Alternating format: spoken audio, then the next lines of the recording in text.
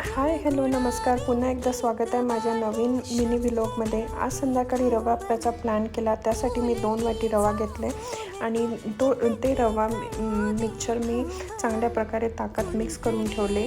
ह्या मिक्सचरला कमीत कमी 20 मिनिटासाठी मी भिजत ठेवलं। 20 मिनिटानंतर त्यात बारीक काटलेला कांदा, हिरवी मिरची, कोशिंबीर टाकून त्यात चांगलं परतून घेतलं। अप्पे पॅन घेतला, अप्पे पाण्यात ऑइलने ग्रीस केले आणि त्यात ते मिक्सचर मी कमी आचेवरती 10 मिनटं ठेवले। 10 मिनटानंतर ते अप्पे मी चांगल्या प्रकारे परतवून घेतले। इथे तुम्ही पाहू शकता एक साईडने ते अप्पे चांगल्या प्रकारे शिजलेले आहे। दुसरी साईड शिजवण्यासाठी परत मी अप्पे ठेवले आणि 10 मिनटानंतर माझे अप्पे रेडी झाले।